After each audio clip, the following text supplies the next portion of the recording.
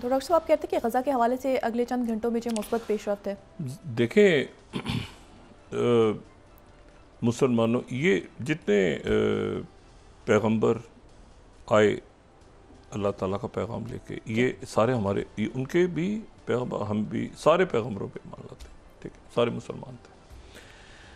अच्छा, और उन सब ने रसूलुल्लाह सल्लल्लाहु अलैहि वसल्लम की इमामत में नमाज अदा की। अच्छा, अब लेकिन इशू ये है कि ये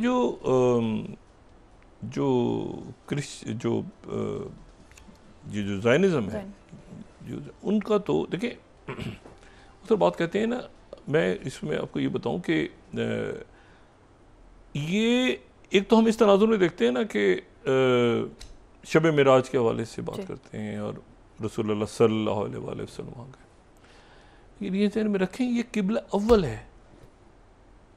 जब यहाँ रसूलुल्लाह सल्लल्लाहु अलैहि वसल्लम और मुसलमान जब मक्के में थे तो वो नमाज इस तरह अदा होती थी कि जो हजर अस्वद और रुकन यमानी के दरमियान में अगर आप नमाज अदा करें तो काबा और जो किबला अव्वल है वो एक ही तरफ दोनों नमाजें अदा हो जाती, ठीक है।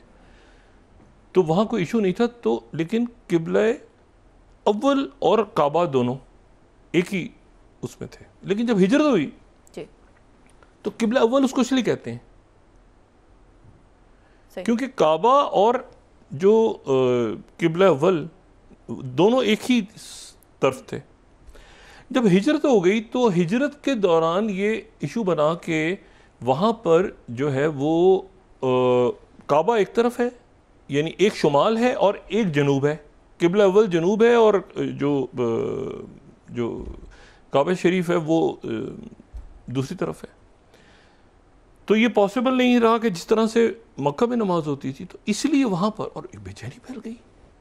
अच्छा, उस वक्त तक यहूदी बड़े, मैं डिटेल में जाए बगैर में थोड़े यहूदी बड़े खुश होते थे। वो कहते थे ये चूँकि ये भी उसी तरफ हमारी तरह ही उसी तरफ मुँह करके नमाज अदा करते हैं, इबादत करते हैं, तो कोई इशू नहीं है, ये हमारी तरह के हम में से ही हैं। इस तरह की बातें उनके यहाँ गर्दिश करती रहती थी, अगरचे के पैगाम आ चुका था।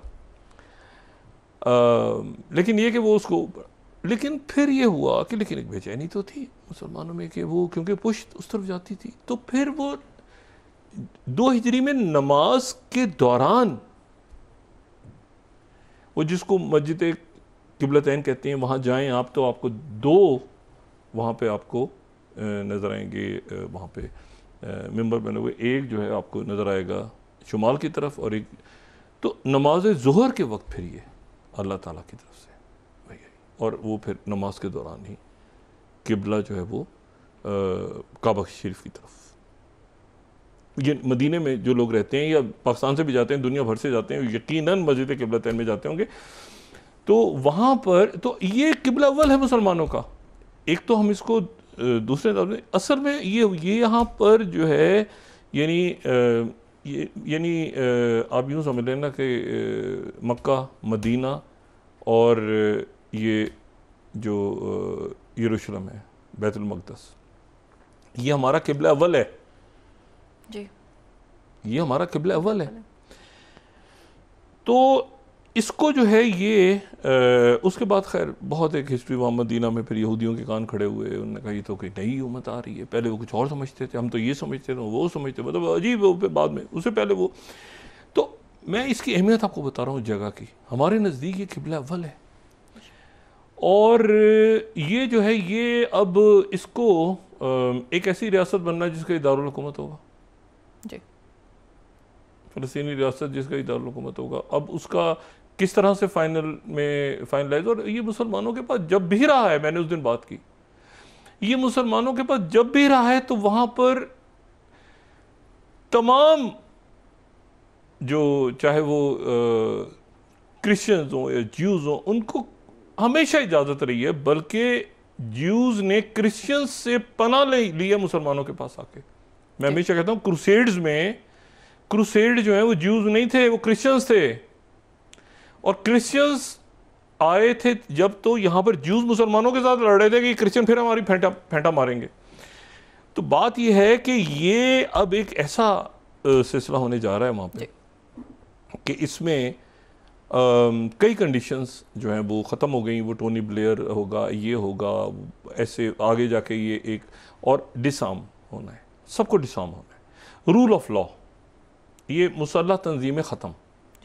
ये जैसे देखें अफगानिस्तान में इशू चल रहा है ना, आप वहाँ की पुलिस को ट्रेन करें, वहाँ की अगर ये इंशाल्लाह आगे जाता है ये सारा सिलसिला, रशिया, पाकिस्तान, चाइना, ईरान, ये सारे और उनके लोग भी साथ शामिल है, पुलिस फौज ट्रेन करें। वो ट्रेन ना करें खुदा का वास्ता जो कि वो अफगान नेशनल आर्मी ट्रेन कर गए थे। मैं प्रोग्राम जब ये सरेंडर हुआ ना, ये जब ये इराक वाला, तो मैं वहाँ पे था, तो ये फौज सारी गायब हो गई इराक की, ये सद्दाम हुसैन की फौजी गायब हो गई। तो मैं वहाँ से वापस आया तो मुझे मुशर्रफ साहब कहते हैं यार ये अच्छा, वो बुश आया और उसने कहा कि ये तो विक्ट्री का नारा लगा दिया, उतरा था जहाज में। तो मुझे मुशर्रफ साहब कहते हैं यार ये तो बहुत ही अजीब ही वो तो मैंने साहब मुझे खुद समझ नहीं आता, लेकिन मेरा अपना ख्याल है कि फ़ौज गायब नहीं हुई, उन्होंने सिर्फ यूनिफॉर्म्स उतारे, वो कहीं अंदर, और वैसे ही हुआ। कुछ अर्से बाद वो मलेशियाज बन गई। अब मेरा एक गुमान है कि ये जो अफगान नेशनल आर्मी ट्रेन हुई थी ना, अफगान नेशनल आर्मी, वो कहाँ गई? उन्होंने सरेंडर तो नहीं किया, उन्होंने कहीं हथियार डाले, कहीं वो उनसे हथियार किसी ने लिए, कुछ हुआ। वो या तो उसके बहुत सारे लोग वो मलेशिया बन गए जो पाकिस्तान से, क्योंकि ट्रेंड लोग हैं ना, और ख़ास एक माइंड सेट है, क्योंकि अफगान नेशनल आर्मी के को तो हमारा पड़ोसी अपनी आर्मी समझता था ना, ईस्टर्न पड़ोसी।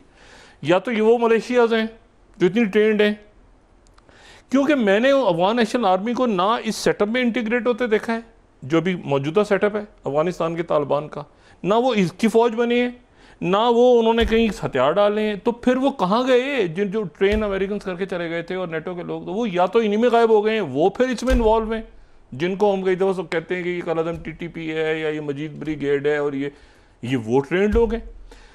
इशू ये है कि ये जो भी हैं दहशतगर्द, जो भी जिस ये इनको या तो ये है कि ऐसा कोई आएगा, मेरे ख्याल से यकीनन और इंशाल्लाह आएगा, ये खुद भी ज़्यादा अरसे तो कहाँ सर्वाइव किया, अब गुरिल्ला उसमें अब मुल्क में अपने बम फाड़े, ये पकड़ लेंगे सारे इनको पाकिस्तान के अंदर से भी, और ये चाइना रशिया साथ आ गए तो, और अमेरिका इनको कोई इनके साथ लेन देन नहीं रखेगा, और ईरान भी साथ आ गया। तो ये मैं हमेशा सोचता हूँ कि ये वो कहाँ गई अफगान नेशनल आर्मी, वही तो नहीं है कहीं, ये मलेशियाज बन गए मुख्तलिफ नामों से। भाई इतनी बड़ी फौज ट्रेन हुई थी ना इतने साल, उनके कहाँ गए, उनके ऑफिसर सारे गायब हो गए, किधर गए भाई? अच्छा, तो ये एक ऐसी जहन में ख्याल आता है कि वो कहाँ गए, कहाँ गई अफगान नेशनल आर्मी? बड़ा पैसा खर्च किया, बड़े उस वक्त उन्होंने अमेरिका ने पता है कितने बिलियंस ट्रेन की थी पूरी फौज, कहीं नज़र आता है आपको कोई फौजी? वो तो सारे तालिबान है।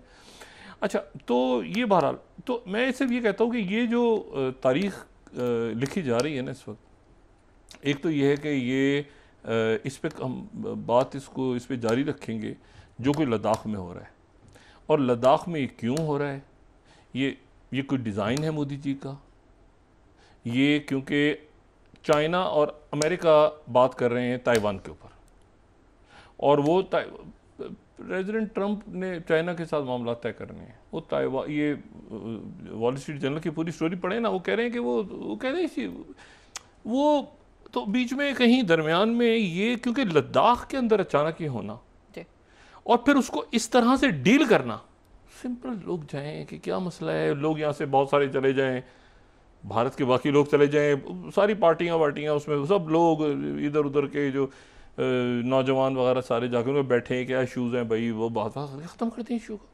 एकदम। ये पाकिस्तान के एजेंट हैं, ये चाइना के एजेंट हैं, ये अमेरिकन है, अब तो अमेरिका को खाते में डाल दिया ना, अब तो अमेरिका, चीनी, पाकिस्तानी, रशियन, अरब, जो है वो इंडोनेशियन, सारे एक ही हो गए हैं मोदी जी के लिए, पूरी दुनिया एक तरफ खड़ी हुई है। तो सभी का वो एक पूरी दुनिया जो है जो उनके ख़िलाफ़ एक है, वो एक हैं, और भारत के लोग भी उसमें जो है उनके एजेंट बन गए सारे। तो ये मेरा ख्याल है कि बराए कर रहा हूँ तो गुजारिश कर सकते हैं कि इतनी खूबसूरत जगह है उसको ना करें। और अब वहाँ देखें वो सेंटिमेंट शुरू हो गया। क्यों शुरू हुआ है कि चाइना के साथ जाए, क्यों शुरू हुआ है? मोदी जी, यानी मोदी जी ने वो आग लगा दी है कि वो चाइना की बात अब शुरू हो गई है, वहाँ ये रुकेगी नहीं। ये मैं आपको इसलिए बता रहा हूँ कि उन लोगों की वो एक ज़हनियत है, आपने उनको जलील किया, बेइज्जत किया, वो नहीं रुकेंगे। और ये अब इसका स्ट्रेटेजिक क्या मामला हैं जी, इसके रीजन पे क्या असरात होंगे, इसको फॉलो करेंगे।